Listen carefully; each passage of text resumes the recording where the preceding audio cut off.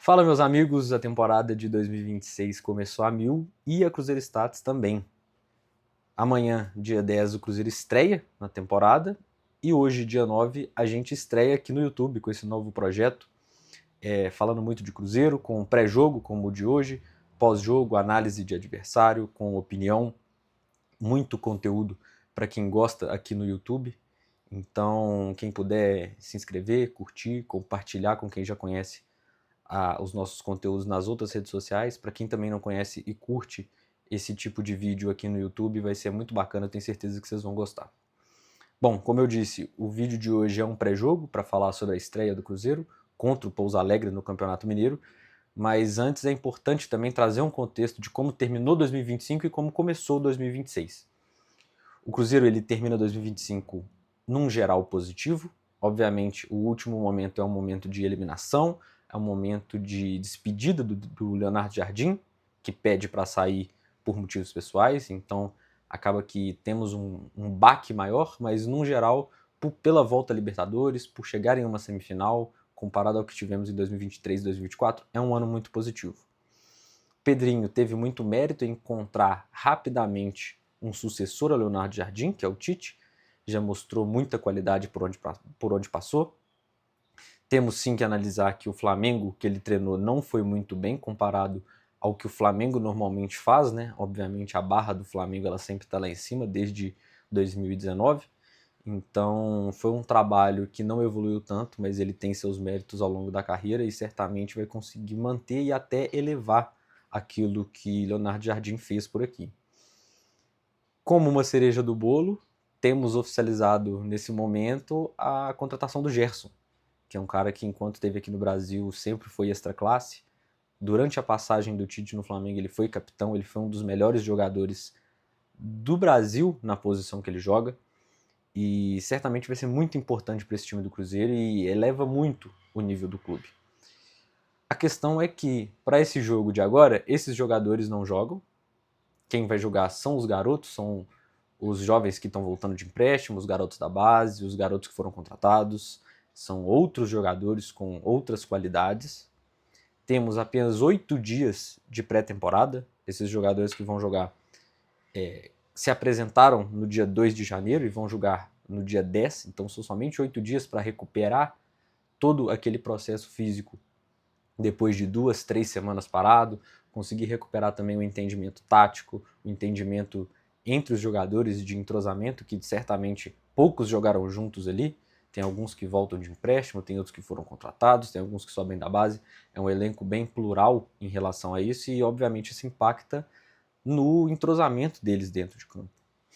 E, além disso, temos a comissão técnica, uma comissão técnica que é recente, que está conhecendo os jogadores agora, que está começando a implementar o seu trabalho, então muito difícil observar alguma mudança em relação a movimentos táticos, a entendimento de jogo, e isso tudo impacta dentro do que o time vai fazer em campo.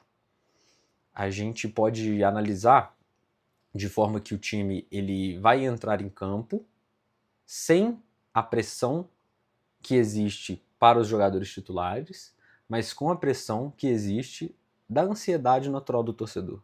O que é importante é o torcedor conseguir visualizar essa pressão e não colocar nesses garotos que vão jogar aqui agora. Obviamente que essa temporada é uma temporada de muita expectativa. Pedrinho falou publicamente várias vezes sobre títulos. Bruno Spindel, quando chegou, falou abertamente sobre títulos. Tite, na sua primeira coletiva, falou abertamente sobre títulos.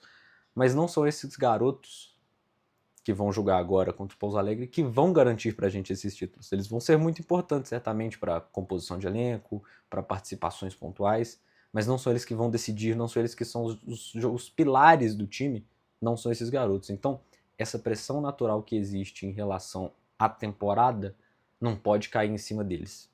Isso é fundamental para que eles também consigam performar da melhor forma.